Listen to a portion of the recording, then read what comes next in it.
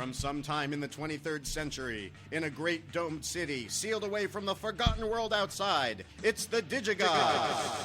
And now, two guys who hate outside, they hate it, Wade 5 and Mark 6.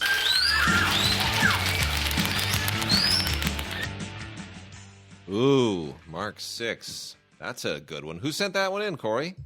That was brought to you by Brian Sagan. Rhymes with Menachem Begin. Flagging Glagan.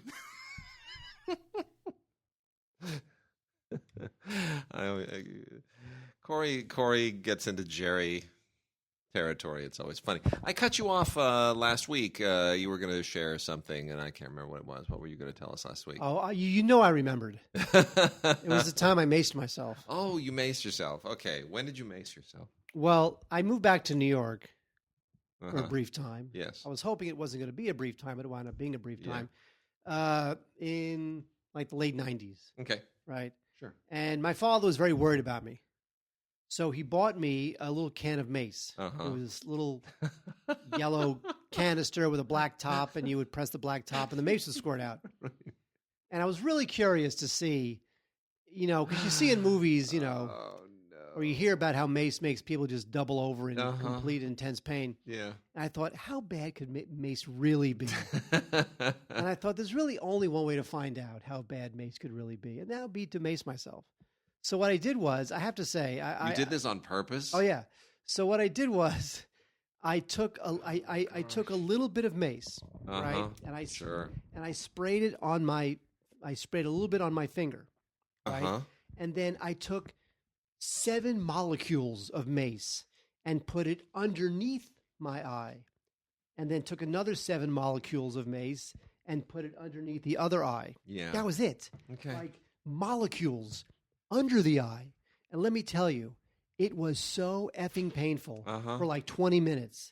Just 7 granules of mace under my eye, doubled over in horrible pain for 20 minutes. Okay. So that is the story of me macing myself. Okay. I mean, it wasn't as dramatic as me like trying to get the top off and accidentally spraying myself with mace. It was voluntary. Can't believe you did that. I did do that. Okay. By the way, I still have that mace. I wonder if mace goes bad. You talk. Are you going to start with that movie? Yeah, I was going to start. Well, we missed getting into some foreign language stuff last week, so I want to. You do that. I'm gonna Google can mace go bad? Shelf life of mace. Really important foreign language films that we want to make mention of this week right out of the gate. Almayer's Folly is a Chantal Akerman film. The late Chantal Akerman, just an extraordinary, great French filmmaker. This is one of her final films. This was made in 2011 and in Cambodia. And it's based on a Joseph Conrad novel from 1895, Joseph Conrad's first novel.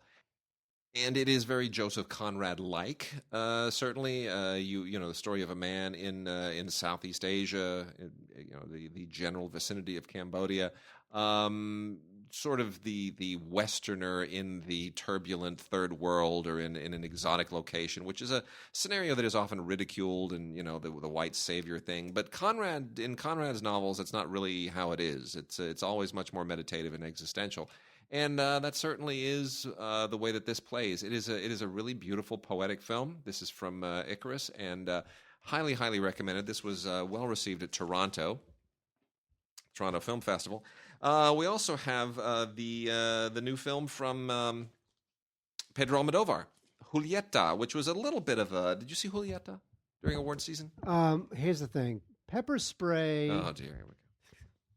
Pepper spray will expire. Well, here's the thing. What they're saying is that the active ingredient, the inflammatory, that is what's so painful, that does not expire necessarily, but the aerosol can will not spray the advertised distance.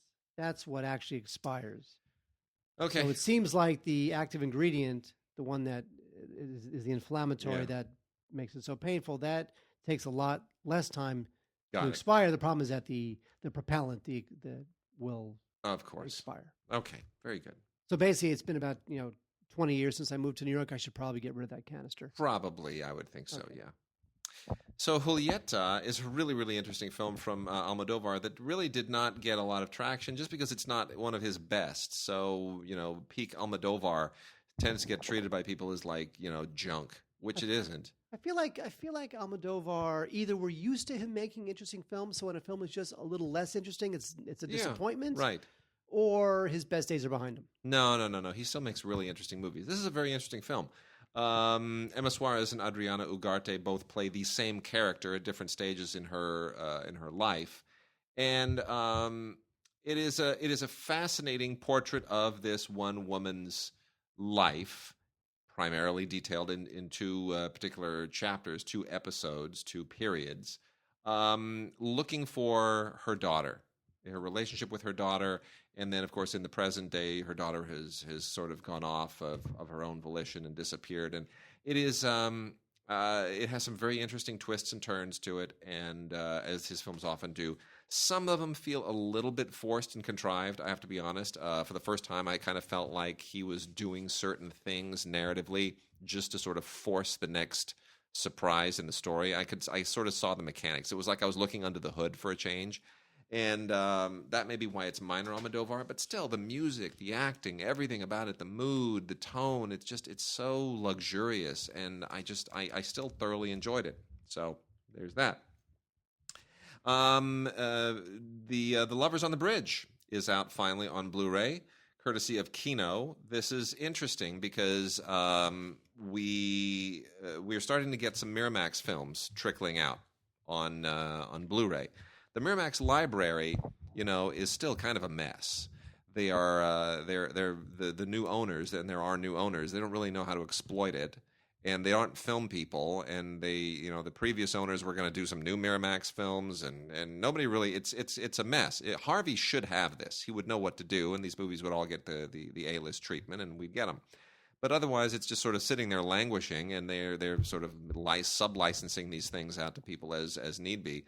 So we're going to get a trickle of them, but for now we're getting certainly some significant ones. Lovers on the Bridge is a great one. Leos Carax made this and got savaged for it.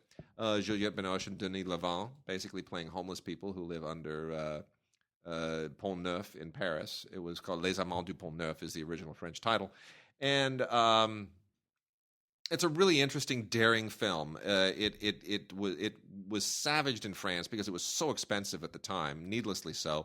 But I think in hindsight, it's a really, really interesting movie, and it goes into some very, very unusual and unorthodox tangents. But what's also significant is that Kolkoa is coming up. I know you hate it when I talk about Kolkoa. You know what? I emailed for a press credential. They never got back to me. Oh, they will. We'll make it happen. You're LAFCA. LAFCA gets luxury access to Kolkoa. I would think so, right? Yeah, absolutely. They never emailed me back. Just hit them again. You know why? Because the guy's name is True Fart. There you go. That's Francois. True Fart. You know Francois. Probably met him at some point. Okay. He needs to get me a job. He needs to get me a job in Paris. You know what? Let's hit him up. Let's see what we can do. Right? True Fart.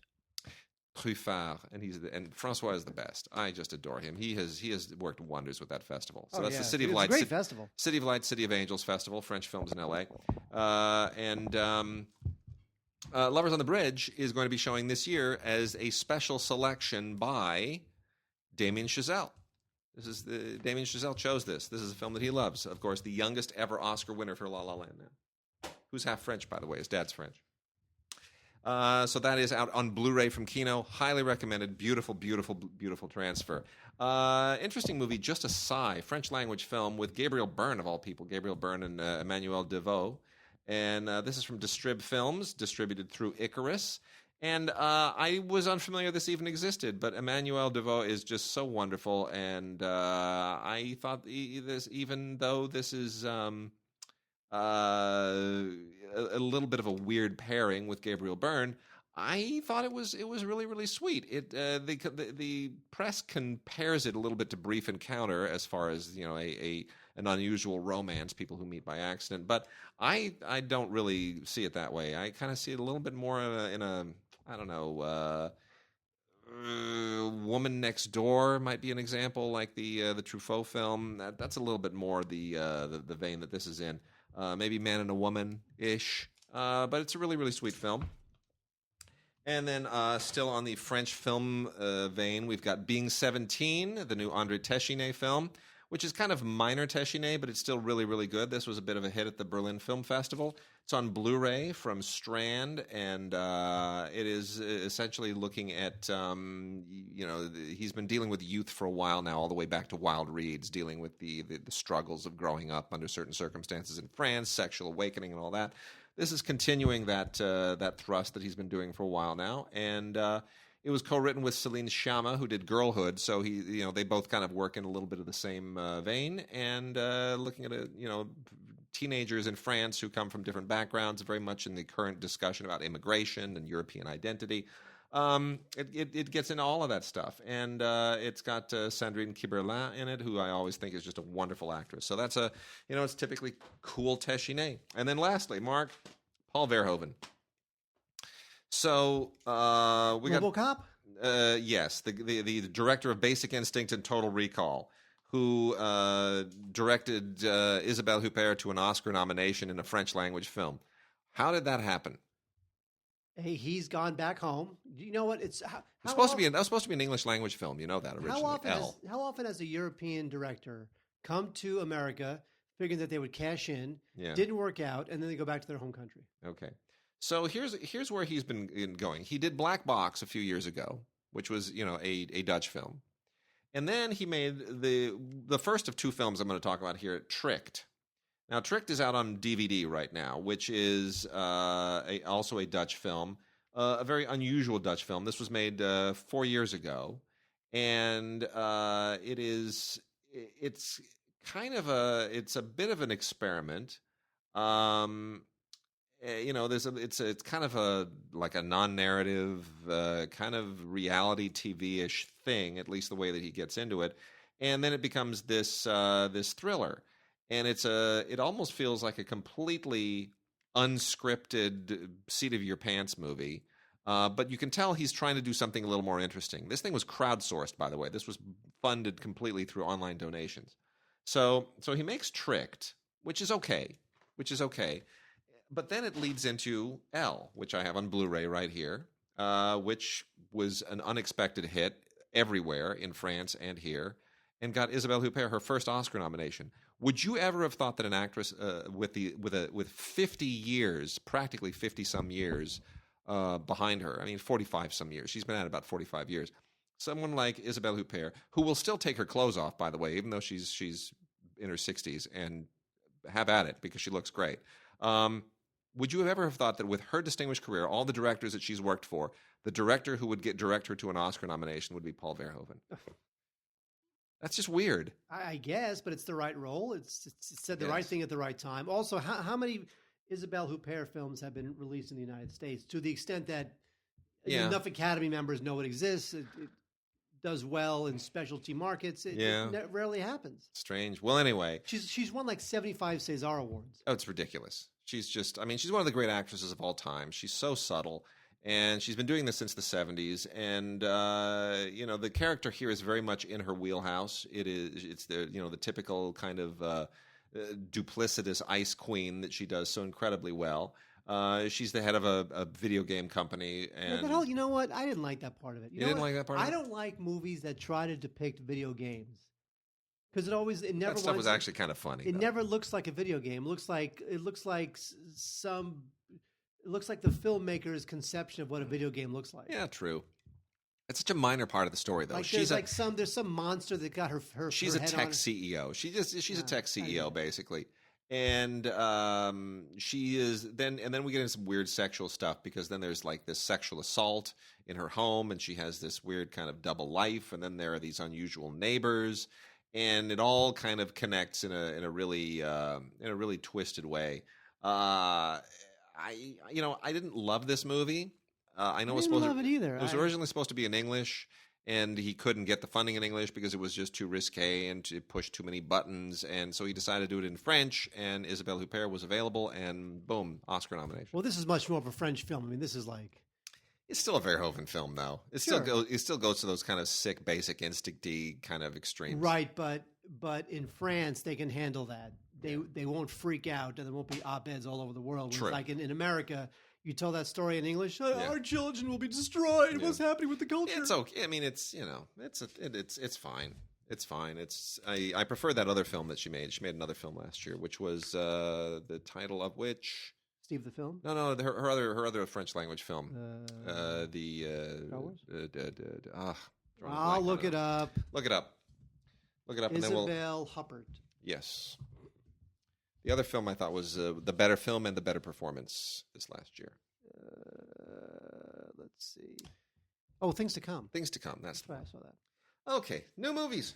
Mark. New movies. 4K of Patriots Day. Mark Wahlberg. This thing went nowhere. You know, I know. This is going to be like, it's going to make everyone feel in love with America again. It's going to make us cry, and then no one cared. So Mark Wahlberg and Peter Berg are becoming like the Scorsese and De Niro of hard scrabble, blue collar, working class American. What do you call them? Wiggles? Hard hat movies. Hard hat movies. That's what I'm calling them. Hard hat movies. So we went from Lone Survivor, which is a war film, to what was the oil rig movie. Deepwater Horizon. Deepwater Horizon. I thought that movie was good. It's good. It was it was lean. It is lean. Tight. Tells its story. Saves its I people. think Peter. The end. I am willing to say that Peter Berg is now a totally underrated American auteur. I've been wanting to not say that. No, I wouldn't say auteur. You know what he is though? Peter Berg's movies. They have a style. They have an attitude. They're all saying something. He really is a guy with something on his mind. And they're hard hat movies. That's basically what it is. They're about blue collar working class guys, and Mark Wahlberg is the his De Niro through which he channels that, and that's very evident in Patriots Day, which of course is all about the Boston Marathon bombing and how that transpired and how it was solved and the events that went on surrounding it. It is extremely well done. The one thing that's problematic is the Mark Wahlberg character, who is an amalgamation of all of these other characters. This guy did not exist, and it's a little bit. It's a little forced that he is at the middle of every single significant event in that entire thing. He's there, he's everywhere. So I would have preferred that they do it more kind of in the vein of something like what's a good example? The Big Short, right? Where we don't have one person who's present at every single event in this entire episode, but we're following multiple stories that are all sort of orbiting the same central thing. I think a better way to have told this story would have been to do that. However, that said, it's still really, really, really well done, and it's very engaging. Well, the thing is that if you do that, you're pretty much making it an Irwin Allen film. Yeah, right? Kind of, yeah. So basically. I don't know whether Deepwater Horizon should be an Irwin Allen film. No, not Deepwater Horizon, but Patriots Day probably should be. Day. Yeah. Anyway, gorgeous 4K work here. The Blu-ray is great too. I mean, this thing just looks really good. They did a great job mastering it. Lionsgate, is really, really on the ball with this stuff. Not a lot by way of extras. It's mostly EPK stuff, featurettes and interviews and whatnot. But that's fine. The movie's the thing, and it's worth checking out. Yes. Let's talk about that. 20th Century Women, one of my favorite films of last year. I love this film. I love this script. I'm so happy that Mike Mills is finally starting to get the recognition he deserves as a writer. Beginners with Christopher Plummer and Ewan McGregor was one of my favorite films of that year. And Annette Bening, I don't understand how she didn't get 75 Oscars for this. I just think it is her best performance ever. Yes, I'm going to say it. She plays this woman. She's got a teenage son, and the teenage son is a little bit troubled. So she kind of she asks some of the other young kids who live in this house, including Greta Gerwig, to kind of serve as a role model. And so she's trying to understand her kids. She's trying to understand herself as she gets older. And I just think this is an extremely detailed and perceptive script. I just love this movie. It's great character-based stuff. It's a great snapshot in time. It's a great drama, but it's still got laughs. It's great. I just think this movie is absolutely terrific. I really, really loved it. It includes an audio commentary with Mike Mills, which is worth watching or listening to because he's a very, very smart guy, and I'm really, really, I'm really, really happy for him. So Billy Crudup is in this. He's terrific. Billy Crudup seems like he's having another moment again. He kind of is, and I'm glad. You know? It's time. So I think this thing has a lot to say about growing up, not only in the era in which the film takes place, but also today. It has a lot to say if you're, let's say, your mother's age and you're kind of, you're into your 50s or even into your early 60s, and you're kind of wondering, you don't really understand necessarily the younger generation or where you fit in it. And I just think this film was just great. It was just delightful. 20th Century Women, a definite must-watch as far as I'm concerned. Yep. Also surprisingly good was A Monster Calls. I was really not expecting much from this movie. I wasn't either. I loved it. I wanted this to be more like the BFG. Or I wanted the BFG to be more like this, I should say. This is the movie I wanted the BFG to be. Yeah. And J.A. Bayona, who is directing the new Jurassic Park, which is a bit of a shame because he's so talented. I don't want him to sell out already. He directed the Impossible. The Impossible, the tsunami movie. He's great. He's really good. And this is the best film Sigourney Weaver's done in a long, long time. And the kid is great. The monster's great. Liam Neeson's great in the voice. It's just, there's a tricky balance here because it's trying to be like emotional and it's trying to be, magical CGI for the kids, and also wants to be kind of exciting. And it's kind of a tough. It's a tough balancing act. Tough thing to juggle, but it does. This thing is just. I'm surprised how tender it was. I love the fact that the stories that he tells, the little fables he tells, are done in different animation styles, right? Which adds even more visual interest to it. It's great. It's really terrific. And what I liked about it too is that it's also pretty tough-minded. I mean, this thing is not it's not a gentle, even though it is kind of a gentle film. It has a lot of tough things to say because in the film, the little boy's mother is dying, and he's got to come to grips with that and find a way to get on with the rest of his life. And there's a lot of tough-minded stuff going on here. So it's not just like a film for kiddies, So it's terrific. I was very surprised. It's got a making of featurette, and also a making of the animated little interstitials there, which were good. There were also some deleted scenes, neither of which needs to be in the film. And so Monster Calls, I thought is very ambitious, maybe even a little bit too ambitious, but I just think this thing is hard to shake. It's a good movie. I agree. I'm surprised it didn't get more love at award season. Speaking of movies that didn't get a love at award season, Wade, you know what? I'm still watching Silence. That's how long it is. Okay. I know. Here's a little bit of insight into the LA Film Critics process. Every couple of years, everybody wonders whether the new Scorsese film will be completed in time for us to look at it. It's true. Right? It's really true. And then there's that one moment when the distributor drops the bomb that like tomorrow at 3 a.m. they're going to screen it for us. Yeah. And no one can show up. Yeah. And no one does show up. And then they find a way to screen it again. And then by that time, it just seems like it's not exciting anymore, I went to the big screening of Silence. The first one or the second one? The first one, on the lot where everybody else was, where we all walked in, bright and bouncy top of the morning, and then 2.5 hours later, everyone kind of slogs out and feels as if we're the ones who've been tortured for our religion, which is essentially what the movie's about.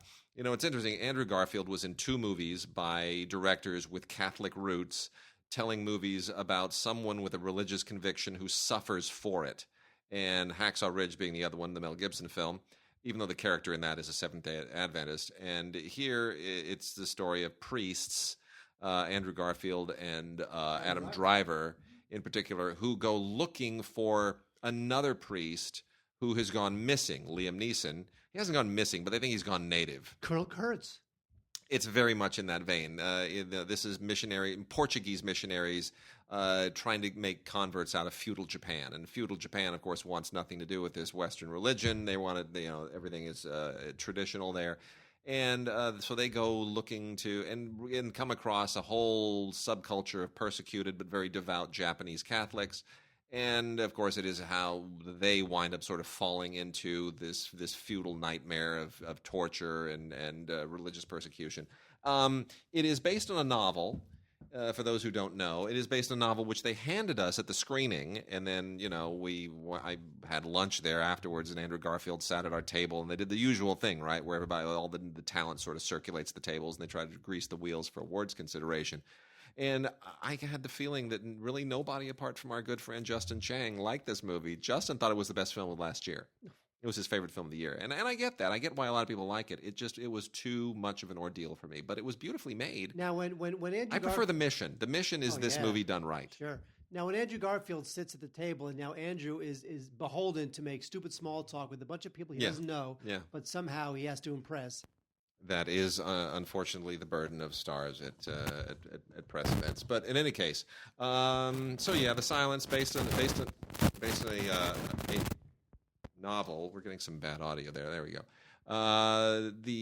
Based on a novel by a rather renowned Japanese novelist who was in fact Catholic and who wrote the novel as a way of wrestling with a lot of the issues of being from one culture and adapting to adopting a religion from another culture. Anyway, none of that really, I don't think, is dealt with terribly well in the movie. But that being said, it has its merits. It's beautifully shot. It's for the most part well acted, but I don't know, kind of a misfire, right? And it was. I hate to say that about passion projects, but anyway, it should have been like The Mission. So, 3 interesting little indies here that I will go through real quickly. A Kind of Murder is an Andy Goddard film that came out and kind of came and went, based on a Patricia Highsmith novel. I'm kind of amazed that there are any Patricia Highsmith novels left that have not been made into movies, and this is one of them, and it didn't really go anywhere. It is one of the Patrick Wilson is one of the most interesting guys, right? I mean, he's not. I find him kind of boring. Well, that's the thing. He's kind of boring, but he's sort of a major. I don't want to call him a star, but he's been in major films, but he's not a major star. There you go. It's interesting, and he just kind of floats through these things. People like to cast him, but in any case, Patrick Wilson is the star of this. The whole thing takes place in 1960 in New York. And it's about a guy who develops a kind of vertigo-like obsession with someone who may have killed his wife.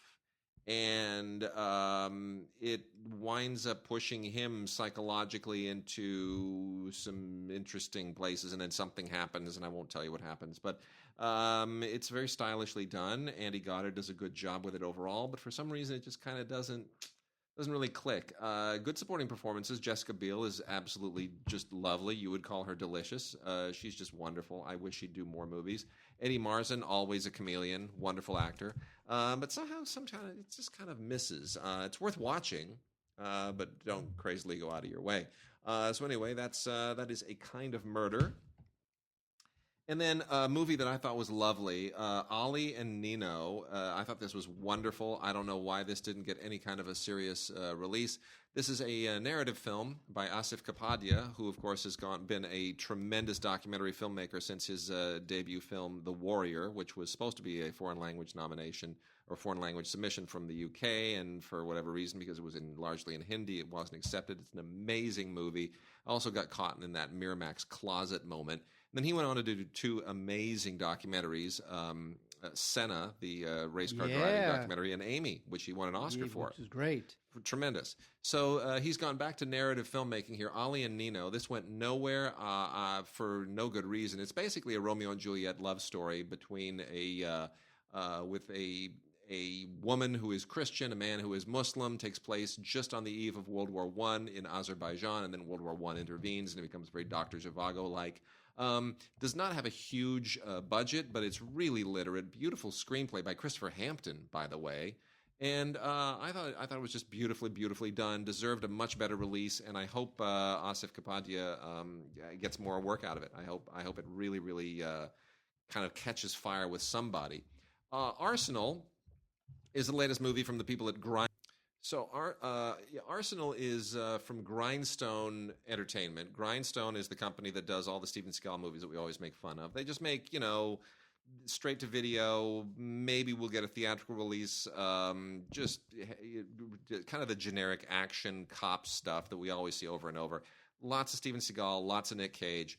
This is more Nick Cage. And man, is this way too much Nick Cage. So here's the story in Arsenal. Adrian Grenier is a good brother. Jonathan Skeck is his bad brother, who's got all kinds of problems. And Grenier's grown up to be a very successful businessman. Skeck is right, and his brother does something untoward and winds up in the debt of Nicolas Cage, who plays the most ridiculous gangster you've ever seen in your life. Nicolas Cage's brother actually even shows up in this as an even badder gangster. Nicolas Cage has like the wig and the whole. It's just insane how over the top he is. Nicolas Cage over the top? Oh my gosh, this is. I've never seen that before. This is beyond over the top. What happened to John Cusack? What happened to him? He shows up in movies like this as a cop. I know it's over, right? It's kind of over for him. It's kind of over. Yeah. So anyway, that is highly forgettable. Mark, do we want to hit those last two and then dive into some TV? Okay. Collateral Beauty, Wade. Now, here's the thing. If you're going to do a movie about the... John Cusack is in this, by the way. Collateral Beauty.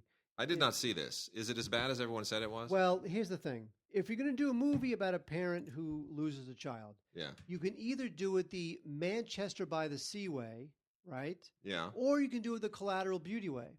Uh-huh. One way winds up being nominated for 75 Oscars and is this very deep and dark and emotionally textured, detailed journey that is not melodramatic at all. Or you can do Collateral Beauty, which is a big, soppy, lump in the throat, manipulative, ridiculous, please award me, give me an Oscar, I'm going to cry on screen now, piece of crap. And there you go. So if you like your Death of a Child movies, really, really just ridiculously over the top and purple and stupid, you should go for Collateral Beauty. Will Smith, who, you know what, I still love Will Smith. I do. I really do still love Will Smith. By the way, John Cusack is not in this. It's Edward Norton. I forgot. I got it mixed up. You know, I just don't see the appeal for this other than just give it to me. Now, give me an award. Now, David Frankel... You know, I like David Frankel as a director. Well, here's the thing: you thought maybe you were getting, you know, something like Devil Wears Prada, like kind of smart, acerbic into it. Turns out you were getting Marley and Me, which he also directed. Yeah, okay. It's something ridiculously sappy. So I just think this thing is a total failure. I have to say though, hang on for a second. The Quiet Hour, which is on DVD, is kind of not bad as post-apocalyptic things go. It's Dakota Blue Richards plays this teenager who has to defend her farm, her parents' farm, and all the animals that live on the farm from these extraterrestrials who have been who have invaded, and they rape the earth of its resources and kill everybody. But they're around, and she's protecting her farm. And because it's basically a one location kind of movie, they're able to kind of use their budget and use their resources just to make that one location and the stuff that happens on that location totally look good and legit. So I was expecting nothing from The Quiet Hour, but I do love my post-apocalyptic films, and this one is very average, which, considering its pedigree, I would take as a total victory. All righty, good. All righty then. TV. We're gonna hit some, knock some TV out of the way here. Killing Reagan is another one of those killing books based on the Bill O'Reilly. It's a movie based on the books by Bill O'Reilly and Martin Dugard. Who Martin Dugard never really gets. Everyone says it's a Bill O'Reilly book. No, it's the two of them. They do all those books together. And Dugard is the historian, and Riley puts his name on, or who knows? What does Bill O'Reilly really do for these? Well, he writes. I mean, they write them together, but Dugard is kind of the main researcher. Can you please put this in so I can? Yeah, who knows? Anyway, you know what? I mean, this was better than I expected it to be, because I thought some of the other ones, like Killing Lincoln, was just dreadful as a TV movie. It was just terrible. This is actually a little bit more interesting, mainly because they cast it well. I got to be honest with you. I never in a million years, Tim Matheson. Come on, no Tim Matheson is Reagan. Like Animal House. Exactly. Tim Matheson's Animal House. You know what? He's really good. He's really good. I mean, compared to some of the people like James Brolin who've just done these cartoonish portrayals of Reagan, I thought he was really, really good. He kind of nails the mannerisms, but it's not overboard, and he gives it a sort of humanistic context. And of course, this is mainly about the attempted assassination of Reagan by John Hinckley and everything sort of surrounding that moment.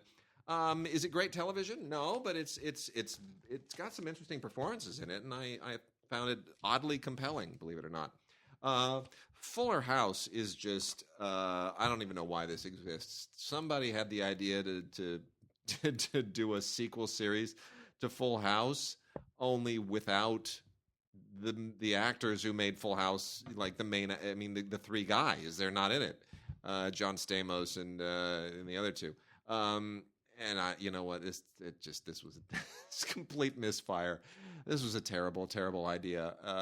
It's borderline unwatchable. 13 episodes. The first season. Is this even coming back for a second season? Yes, I believe it is. Are you serious? Well, why not? Oh, my gosh. Netflix will do anything. I'm starting to think that Netflix is just going to greenlight 875,000 shows. They don't want you to go elsewhere. They want you to stay there. That's right. And they don't have to hit air dates, so they're not restricted by hours during the week. They can have as much stuff on there as their hard drives can hold. When Calls the Heart of Faith. This is the ongoing Hallmark series based on the Jeanette Oki novels, and they're all very House on the Prairie-ish, as one would expect for something produced by Michael Landon Jr. And you know what? It's getting a little bit old at this point. But they have a following. So if you love these kind of homespun, folksy, quasi-spiritual things, then knock yourself out. Drunk History Season 4. This thing was funny for when it first happened, and it was like a unique idea, and everyone was kind of really getting off on it. I really liked it a lot. Running out of gas. You're 4 seasons in now. Come on. Yeah, it's running out of gas. Anyway, there's an election special on here that's not very interested, deleted scenes and whatnot. And I don't know. I never found the thing really that engaging, so it's super tedious by now.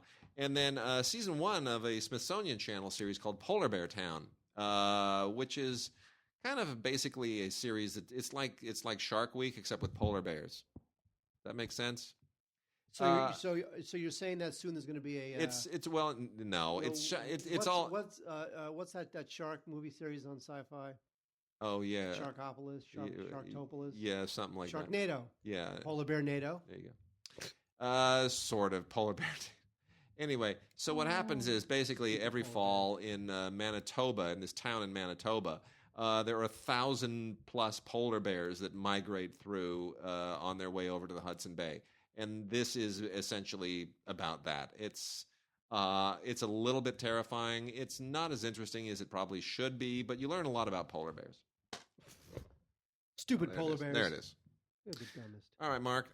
Wolf Creek is a TV series based on the movie. It's a TV series you haven't seen based on the movie you never saw.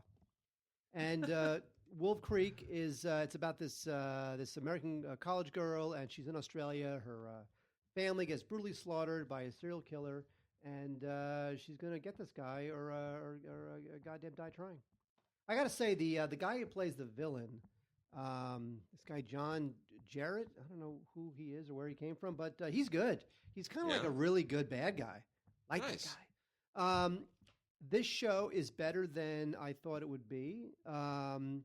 I like the fact that sometimes some of the episodes are kind of moody, and then some of the other episodes are super violent, and I thought it turned the screws pretty well. I was very, very surprised at Wolf Creek. It's a weird piece of IP to resurrect. It's just a movie from 10 years ago that just strange, why this? They're going after everything now. But it kind of works. Insecure is a real surprise. I don't know who this Issa Rae is or was before she did this show, but she is fantastic, and it's such an interesting. What's great about the show is that it's an HBO show. It's about African American women trying to make it in Los Angeles, make it in the big city.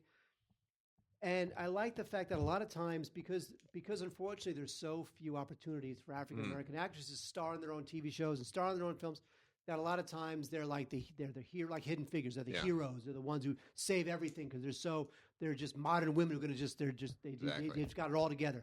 In this show, it's not like that.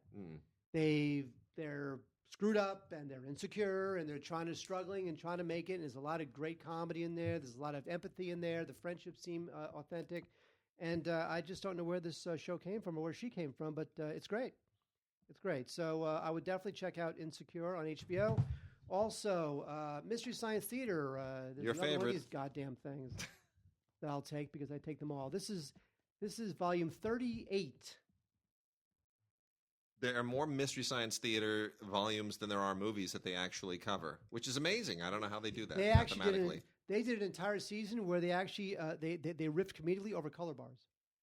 A whole season. Amazing. Just color bars. Fascinating. Wow. What about the Indian?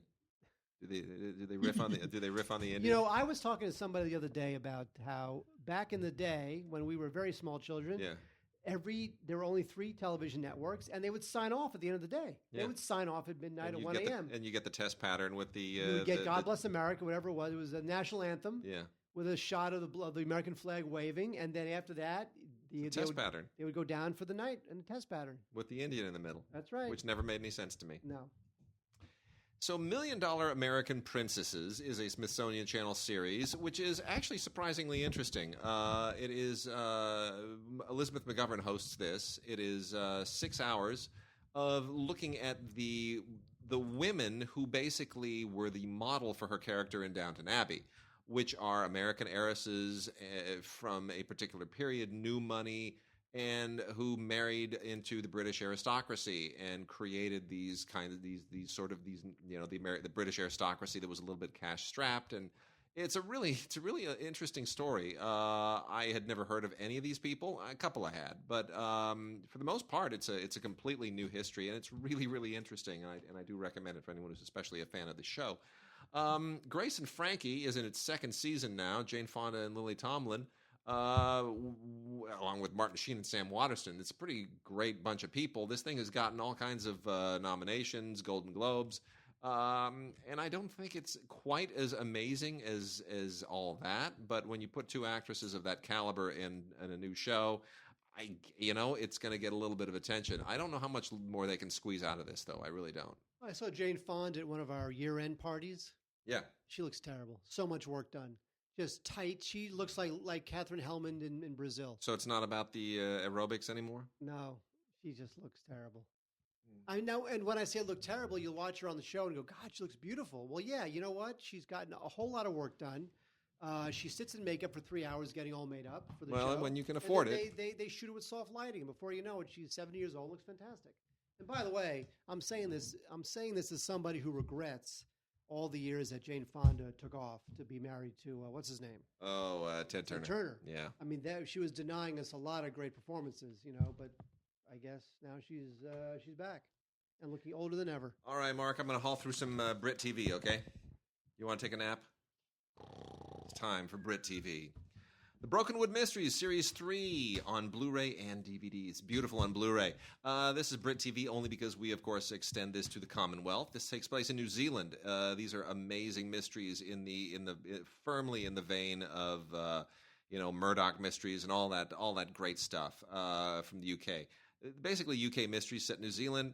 Feature-length mysteries, and it's all about what goes on in the tranquil environs of rural New Zealand. It's great. It's really, really great. That's always been a really interesting subject to a lot of people. Twin Peaks and lots of things like to deal with the underbelly of what seems to be the innocent portion of the world. That once you get into the rural portion of the world, you lose all of that urban gunk, and that's not really the case. There's a lot of gunk in the rural parts of the world as well. Anyway, amazing photography, really beautifully done, and fantastic performances by Neil Ray and Fern Sutherland, Nick Sampson. Really interesting cast. I think these people are terrific. I really want to see them make features, especially Fern Sutherland. She is wonderful. So I highly, highly recommend the Brokenwood Mysteries Series 3. Continues to be really, really, really strong writing. We got Ian Glenn getting all crusty and really aging into the Jack Taylor character. This is set 3 of Ian Glenn as Jack Taylor, and he continues to be really, really great in his prime. I'd love to see him do feature stuff again, but he's been doing a lot of great TV, Game of Thrones, among other things, and Jack Taylor is just perfectly written for him based on the Ken Brune books. These are just really rock solid mysteries. It's great stuff. Absolutely perfect. It's right up there. It's with the best stuff that you see on British television. The 3 more really good ones here from Acorn. This one's Australian. This is The Code, Season 2. The Code has a great cast. First of all, Anthony LaPaglia, who has apparently completely recommitted himself to just working almost exclusively on Australia, is great. People often forget Anthony LaPaglia is Australian. Like Sam Neill. What does he do? He does mostly Australian stuff. Yeah, and sometimes he appears. But LaPaglia became such a fixture in American movies and American television, talking like a New Yorker, and with a name like LaPaglia, you just assume no, he's Australian.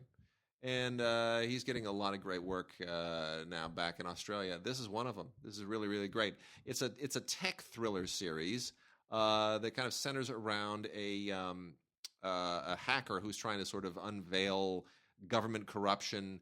And it really, really starts to get into some very, very prescient stuff, especially with all of our talking about hacking this and spying that. I mean, we've got, whether or not you buy into the idea of Russians hacking the election, whether or not you buy into the idea of Obama spying on Trump and Trump Tower. I do. I think that's totally true. Whether or not Trump does not tweet lies. But it's interesting that this is now what the conversation revolves around. It is everything related to surveillance and bugging and hacking, and this is our new world.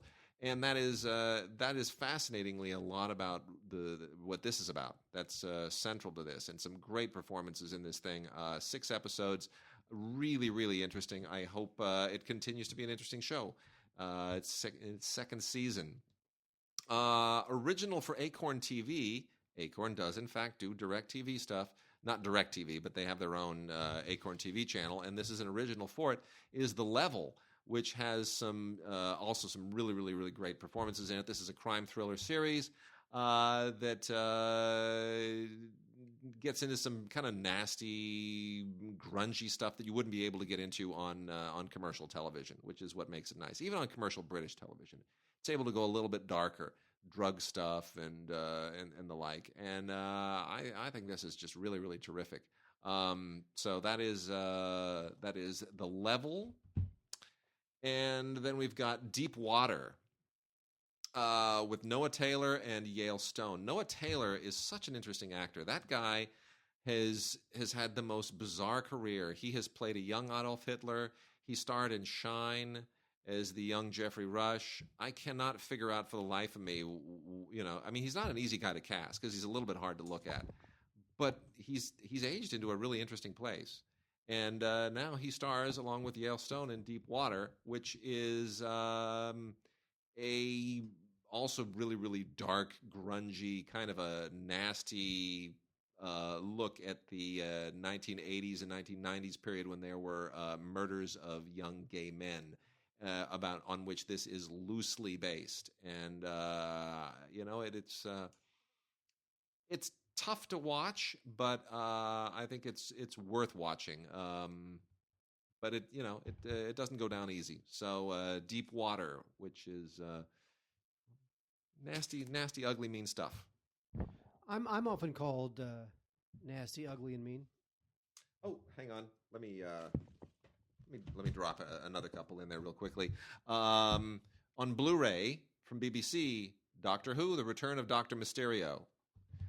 We haven't talked about any Doctor Who stuff in quite a while, and Peter Capaldi stars along with Matt Lucas, Justin Chatwin, and Charity Wakefield in a really interesting adventure that involves the return of a guy named Dr. Mysterio, who I'm unfamiliar with. But this all takes place in New York, and it dovetails with an American superhero that I don't know if they've ever introduced on Doctor Who before. But in any case, Dr. Mysterio. Why is there no like Dr. What or Dr. How or Dr. When? I don't know. Why is there just Dr. Who? Yeah, I don't know. You know what they need to do? They need to do like a whole a team of superhero journalists, and they have Doctor Who, What, When, Why, and How. Here's what this feels like. This feels like they wanted to get Doctor Who involved in the whole superhero thing, so they just sort of made up a story and made an excuse to get him to New York. That's kind of what it feels like. There's a whole thing in this with aliens and brains. You know what? I've never got Doctor Who. I don't get it. The ship sounds like the word retarded. So, and there's really you can't have a show where the ship reminds anyone of the word retarded. I include this only in the British stuff because it's British produced for the most part. Mercy Street season 2, which is the Civil War series. I'm kind of tired of this already. I don't know have you watched any of this? You've been watching any of this? No. Mercy Street, the Ridley Scott produced thing. I kind of feel like they've gotten as much out of this as they're ever likely to. I don't know if there's any more. Can I say something? Yeah. Okay. In thinking who we're going to give our next Lifetime Achievement Award to at LAFCA, yes, you got to you think to yourself, let's give it to Ridley Scott. Why would you do that? Well, Ridley Scott is like 70. Yeah. I mean, you're of the age where you can give somebody like Ridley Scott the Lifetime Achievement Award, even though Ridley Scott has been around for so long, and he seems like he's been 50 years old for like 40 years. He just doesn't seem like a guy who is in his 70s. I know. I mean, tell me he would not deserve a Lifetime Achievement Award. Nah, he would. Absolutely would. There's other actors like that who are now in their 70s that we don't picture them in their 70s. Thank you. He's still working, though. He's still at the peak. You know what? I have to say, the whole alien thing, I feel like the more I know about the aliens and where they come from, the less interesting they become. I agree. I don't need to connect all the dots. I don't need to know that it was an American thing, the Earth, and they saved the weapons. It's like you're over-explaining the whole thing just to squeeze more money out of the franchise. Yeah. Even Aliens was fine, because in Aliens, they overran the compound. That was it. They had to kill them. Now suddenly they got to do this whole backstory and mythology and the thing where the survivors came in the year 0 and planted the seed of the aliens and the thing, and it's a weapons thing. Who cares? It's exhausting. God damn it. All right. Now I'm angry. So, Docs, Mark. Doc Martin. Fire at Sea is a riveting documentary that was that did very well. Actually won the Golden Bear for best film, not just best documentary, but best film. And it is about, how can I explain this? There are refugees, and they try to make their way from Africa and the Middle East to Europe. And they get on boats and risk their lives, very similar to, let's say you're going from Cuba to the U.S. Mm-hmm. So as they make their way from Africa or the Middle East to Europe, there is an island that is about 150 miles south of Sicily called Lampedusa, and that's where these guys will sometimes have a little port of call. Maybe they'll rest. It's like a bit of halfway. But people live in that. Italian people live on that island, while these refugees are getting off to go hang out while they make their way from Africa or the Middle East to the mainland, to mainland Europe and Italy. And so this movie, Fire at Sea, is all about these immigrants who, it's not only about the immigrants who are coming there, it's also about the people who live on this island and how they try to live their life knowing that they're sort of in the middle of this global crisis of immigrants coming to Europe. And it's a great study in contrast. It's like, again, you've got this global crisis and you've got this everyday ho-hum life of these people who live on this island, including this kid that they talk to a lot. You also get a sense of the rescuers and how overwhelmed they are, and you get a sense of the refugees and how anguished they are and how confused and scared they are. And it's great. It reminds me a little bit almost of the new journalism. Remember, like, new journalism back in the day? Sure. Was all about doing news reporting in a more literary style. Mm-hmm. Fire at Sea is a little like that, where it's a documentary, but it's told in this way that is just so free range. It's really interesting film. So that's Fire at Sea. Oscar nominee, definitely. And then there's also Tower. Now, Tower is an interesting film. Tower is last year was the 50th anniversary of one of the first. I like the animation in this, or what we can call animation. But I felt it was a thin. It was more flash than substance. It doesn't really address the story. My fear was that the rotoscope animation that they used to tell the story of the day in 1966 when this former Marine climbed up to the top of the tower at the University of Texas with a gun, and he killed 14 people. He started to just pick them off with a rifle, and it's considered one of the first school, if not the first, major school shootings. And there's very little archive footage about the event. It was in 1966. So the directors, what they do is they rotoscope a lot of this in animation, almost like Waking Life. Remember the Richard Linklater film? Yep.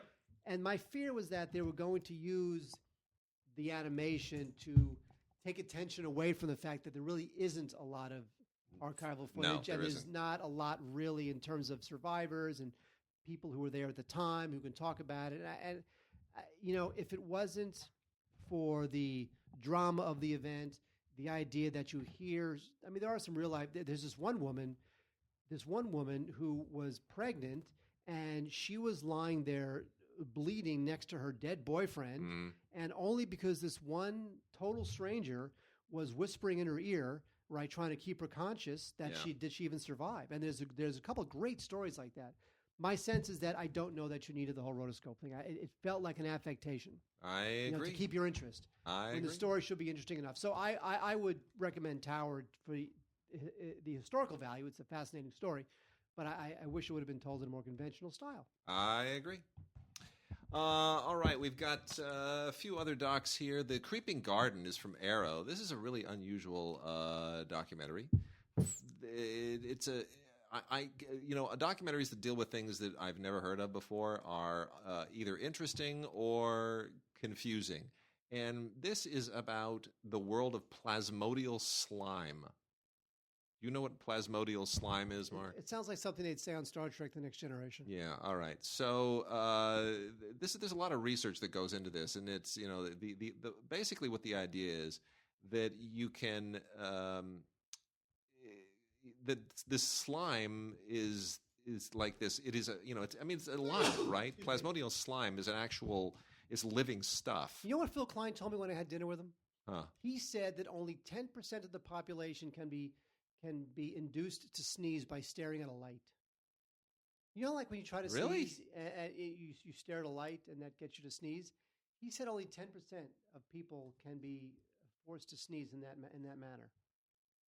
That seemed weird too. I thought like everybody could be forced to sneeze by staring into a light. All right. Okay. Well, anyway, plasmodial slime is alive and it's That's weird. That's a great name for a band, by the way. And it's like what the Blob probably was, except it's not trying to take over the Earth.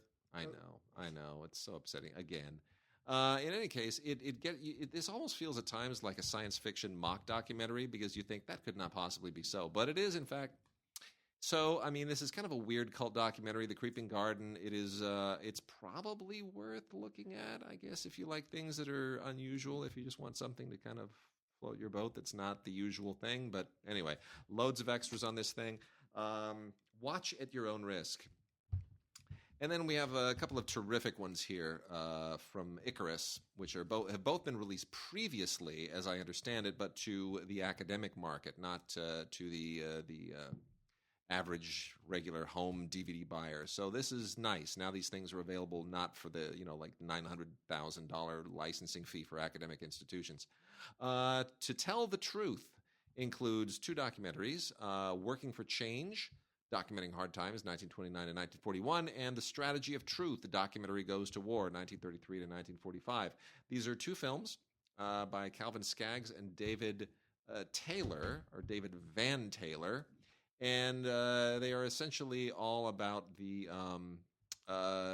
those moments when the working class, the American labor movement, sort of was birthed. And The Strategy of Truth is probably the most interesting one because it deals specifically with propaganda filmmaking during World War II and how it evolved, especially in the United States. Working for Change deals with the social nonfiction film as it evolved during the first few decades in the English language world. And a lot of interesting stuff here. It is very much about those first few crucial decades of the 20th century and how nonfiction filmmaking really dovetailed with movies about the common man, and especially with propaganda during World War II. It's interesting stuff. I was not familiar at all with the work of Calvin Skaggs and David Van Taylor, but worth discovering now. And then A Boatload of Wild Irishmen, The Life of Robert Flaherty, is absolutely great. This is wonderful. I have seen this before, and I'm thrilled that people can now get this again. Robert Flaherty, of course, is the father of the documentary film. Nanook of the North is, and his other films are all considered sort of seminal works in the documentary field. And there was even a documentary, a non-documentary film starring Charles Dance that was called Kablunak, which was made probably about 20 years ago. Never been released on DVD or Blu-ray. Needs to be. It's a really, really good movie. In any case, this is all about Flaherty and his life and his work, and it's wonderful. It is. If you have a documentary collection of movies that are about film history and significant film figures, this is one that absolutely has to be there. It is really, really superb, and includes a great 16-page educational booklet. Really terrific. Yes. All right. We have to cover this. Have you seen this? I have seen it. What do you think of it? I liked it. I mean, why not? Come on, you're talking about Mr. Spock. But made by Leonard Nimoy's son, Adam Nimoy, made a movie called For the Love of Spock. And I would have expected this to just be another one of those sort of family vanity things, like, wasn't my dad great? My dad was Spock. But it's not actually. It really is. It really is pretty. He got everybody to talk to him on this. Lots of great interviews, and I thought it was very, very touching and very insightful, and it's kind of adds a great deal to to everything that we know about Star Trek and Leonard Nimoy and so forth. Well, also there was interesting stuff there about alcoholism. Yeah, right. I didn't realize that alcoholism kind of ran in the family. Yeah, because his son dealt with alcoholism, and Nimoy, Leonard, also a little bit there. And it's just a fascinating documentary, because it was tough-minded. He's honest about how estranged he felt from his father for a lot of years there, and how they finally, wound up in some sort of détente. And so it was tough-minded, a lot of good interviews, a lot of fun, behind-the-scenes photos and whatnot. And if you love Star Trek like I love Star Trek, I was very happy to watch this, and I was surprised at how complex it became in terms of his relationship with his father. I agree. So definitely worth watching, not just from like a nerd fan thing, but just because it's an interesting story of a father and son who were kind of like, had a difficult relationship.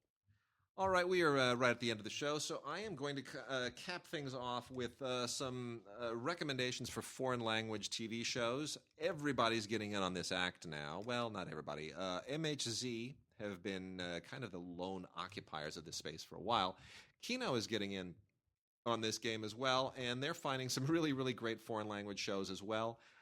So here are the cream of the crop right now. The Bureau is a French language show, basically an espionage show dealing with the Age of Terror and what's going on in France, which there is a lot to. It's like Homeland in France, and it is really, really top notch. It's extremely well done. Very well written. If you've been wondering what Mathieu Kassovitz has been doing as either an actor or a director, he's in this, and he does a really good job. There's there's intersection with the CIA and all kinds of stuff. It's a really interesting show. 2 seasons from Italy. Romanzo Criminale. How's my Italian, Mark? How is that? Better than my English. That's 22 episodes in 2 seasons. You can buy them each separately. 10 seasons in one, 10 episodes in one, 12 in the other. And this is a little bit kind of in the same vein, but it's much more. It's a little more epic.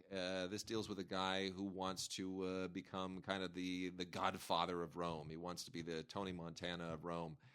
Francesco Montanari is the actor. It is absolutely terrific. And this thing spans decades. It is loosely based in fact, but it has a real kind of godfathery quality to it. Very bloody, but really well acted, very interesting. Good, solid Italian television programming. And then 10 episodes in I Am the Ambassador. This is a Danish language show, which is a documentary series. This is not a narrative. This is a documentary series that is specifically looking at the life of the former U.S. ambassador to the Kingdom of Denmark, Rufus Gifford. And okay, that's a silly name. You know what? He was very involved in the Obama administration as well, and it is quite an interesting look at what it is to be an ambassador. Because most of us don't really think of being an ambassador as like, what do you do? Like, what's your job? Just to you embass. Exactly. Right? What does it mean to embass? I have no idea. And then we have this interesting Celtic noir thriller, is what they call it. Corp plus Anam, seasons 1 and 2. This is from MHZ. This is an Irish show, and it is pretty darn intense. This is right up there with the very, very best of British television. The difference being that it is actually in the Celtic Irish language. So, and that's a funky sounding language. That is a funky sounding language, and cool. It is cool when you watch it. And it's nice to know that there's actually still like native language television programming in the Celtic parts of the United Kingdom, which I didn't even realize. I had no idea. But how do you even write that in a script? I don't know, with all those accents and all those letters. I just don't know. Anyway, it's a really, really gritty, interesting show. Gets into some kind of nasty stuff. Pedophilia even factors into this at one point, but it's otherwise very, very solid. And then we've got 3 seasons of the Weissensee Saga. seasons 1, 2, and 3. I am less enthused about this than some of the other stuff, perhaps because I'm half German and I just tend to my eyes glaze over sometimes with these big sweeping sagas that take place in Germany, because I just know a lot of these people. But if you're not as jaded as I am, you will probably find a lot to really enjoy in this. This is really a huge. This is, I don't want to call it like a television version of Berlin Alexanderplatz, which was already a television version of Berlin Alexanderplatz. But it in terms of getting into some of the Cold War stuff, East Germany and East Berlin, it does, how that affected families and how that affects these families in particular. It goes into some pretty rich stuff. And over the course of these 3 seasons, there's a lot of really, really interesting historical stuff that did actually happen in the 1980s. So the Weissensee Saga, 3 seasons. And then lastly, we've talked about this before. Just want to make sure everybody knows that A French Village, also from MHZ, continues. And we have season 6 now. It takes place in 1945. It is the first season after the war. This, of course, is all about a French village, what it endures throughout the war years of World War II. And now that we've gotten to season 6, we're finally out of the war. So we're getting into some interesting stuff as they continue this saga of this village. There's a whole new tapestry of historical events to deal with, specifically the post-war stuff. So very, very cool. Continues to be a very solid series. I highly recommend it. All right, with that, Mark, we are done. And you are heading off once again to across the pond, aren't you? I'm going to. I will not be here next week, because I will be in merry old France. It's called merry old France, right? Fantabulous. Wonderful.